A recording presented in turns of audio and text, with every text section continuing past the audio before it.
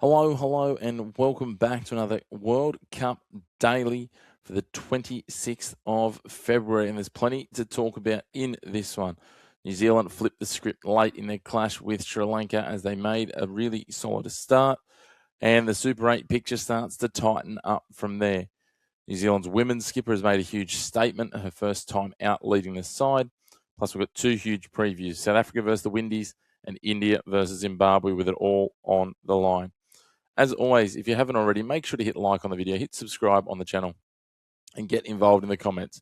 And you can follow along on our social media channels to get all your sports snippets and shorts at The Chris Mack Show on Instagram, TikTok, X, and Facebook.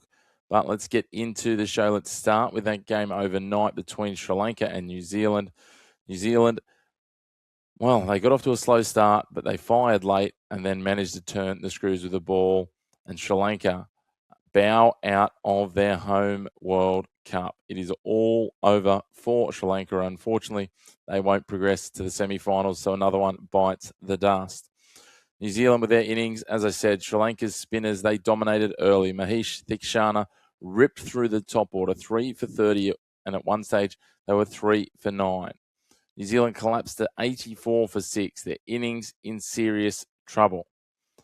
Then the shift came, the gear change as you will. Mitch Santner, 47, partnered with Cole McConaughey, and they counterpunched brutally. Last 4 overs they took for 70 runs, a stand of 84 for the 7th wicket, the highest in T20 World Cup history, including Mitch Santner taking 21 off Theekshana's final over to really blow out his figures, the momentum completely flipping from what looked like it might have been a 120, 130 style score to 168, which suddenly looked massive and justifiably so when we look at what happened with the Sri Lankan chase. First ball, Matt Henry steps up, rips out the stumps of Pathum Nissanka with a brutal in-swinger and starts things on the best foot possible for the Kiwis. Henry ends up finishing with 2 for 3 and sets that tone from the get-go. Sri Lanka crawl to 20 for 2 in the power play, the lowest power play score of the tournament so far, and then the spin choke was put on by New Zealand. Rachin Ravindra showed the versatility of this Kiwi lineup, taking 4 for 27 to rip through the middle order of Sri Lanka and absolutely decimate their World Cup progression hopes. In the end, New Zealand bowled just 3 overs of seam total. 5 spin options were used throughout the overs, and it just again shows that versatility and flexibility that they have with great all-round ability. Sri Lanka ends up slumping to 107 for 8, an absolute drubbing in the end. 61 runs New Zealand win by, and they were knocked out in front of a dejected but packed Colombo crowd. The big takeaways from this, as I said, it is New Zealand's adaptability. From flat Indian decks to spin heavy Colombo, they've shown tactical flexibility at different points and the way that they can utilize a very similar 11 to come up with different outcomes and different performances. Sri Lanka's campaign has certainly been undone by poor batting collapses at different points, while Santner and McConaughey, they showed that there's certainly a wag in the New Zealand tail when it's needed, and that was the moment that secured the victory for the Kiwis and gave them that little leg up as they try and secure a semi-final berth. While we're on New Zealand, let's talk the New Zealand women as well. And the New Zealand women, 202 for 1 in their first T20 against Zimbabwe. A dream start as captain for Amelia Kerr. A maiden T20 international 101 not out from 51 deliveries, 19 boundaries, and she brought up the century off the final ball of the innings. The support act was Izzy Gaze with 66 not out. An unbroken 159 run stand for the second wicket, which is a New Zealand record. Zimbabwe, they were never in it. This is a massive step up in class for them. There was early wickets taken by Bree Illing and Jess Kerr. Beloved Beezer fought hard, but the required rate blew out. Beezer finishing 49 not out. Kerr, just to cap it all off, threw in 2 for 14 with the ball. And notably, they were without Susie Bates, who's injured, and Sophie Devine unavailable. So this is a great opportunity for New Zealand's next generation to continue to take those steps forward. And certainly, Amelia Kerr is leading the way in what ends up being a massive 92-run victory. Zimbabwe finishing 110 for 4. Well done to New Zealand in the first of their 3 T20s and 1 day is to follow. We flip the script to the preview time, and it's time to preview tonight's two upcoming World Cup T20 matches. And let's start with the heavyweights. South Africa up against the West Indies, two unbeaten teams. The winner not guaranteed a semi-final spot with Group 1 wide open, but it will certainly give them a significant advantage.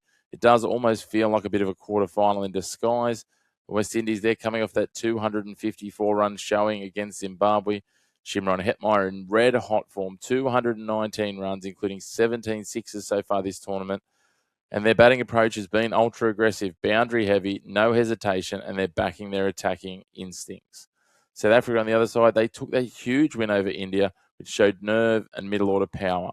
The key man so far for them has been Marco Jansen. He's taken 11 wickets at just over 12. A power play weapon, with that left arm angle, the bounce, he is just absolutely a brutal force at the moment. Thrown a middle order that is starting to fire with DeWalt Brevis, David Miller, Tristan Stubbs. You got Aiden Markram with the bat and the ball as well. They are going really well here. It's an interesting matchup. These guys played in the lead up in a series in South Africa, and a lot of these West Indian players also played in that SA20 as well. So these sides are familiar with each other. They've played a lot of cricket against each other and alongside each other in recent times. This one will be at Ahmedabad, the red soil, some afternoon heat. Should be a good batting deck. I wouldn't be surprised to see big totals on both sides. It's very much going to be around whose bowlers can get the early breakthroughs. Can Marco Jansen dismiss Shimron Hetmeyer early? Who else from the West Indies can stand up with the bat? All these sorts of questions. If the West Indies win, they avoid a potential straight knockout game against India. If South Africa win, well, the semi-finals are all but secured. We'll see how it all plays out from here. It's certainly an enthralling contest and a big match for both sides. And of course, India up against Zimbabwe. Both teams under pressure here, surprisingly. They were smashed in their Super 8 openers. Net run rate damage was significant to severe, depending on which team you are, and neither can afford another loss. India have significantly more to lose. Zimbabwe not expected to get to the Super 8s, let alone the semi-finals. So you feel the pressure will certainly be on India at home. The Indian batting, it's fair to say it's looked unconvincing. There's been a heavy reliance on some of their bowlers starring and getting them out of danger, including Jasprit Bumrah, who took 3 for 15 against South Africa. He's got a tournament average under 10, and we know what he brings with the ball. There's certainly some selection questions after that loss to South Africa. Does Axar Patel return? Is there room for Kuldeep Yadav? Could Sanju Samson come into the top order and maybe give them something else as a look? Well, we'll only know as it comes to the toss what 11 they go with, but there'll be a lot of expectation on them, and depending on what happens in this game, it'll be very different debriefs out of it. If a big win comes, it'll be the South Africa game was the loss they needed to have. If a loss happens here and they're bundled out like Sri Lanka, all of a sudden there'll be a huge post-mortem into a home World Cup gone wrong. For Zimbabwe, the pathway, early wickets have to be key. Blessing Muzarabani will be their go-to. He's got the joint most T20 international maidens among all full member countries. He will be vital with the new ball. Tarawanashi Maramani is striking at 157. If he can get set, get going, and explode here with the bat, well, anything is possible. And of course, you've got the wild card that is Sikandar Raza.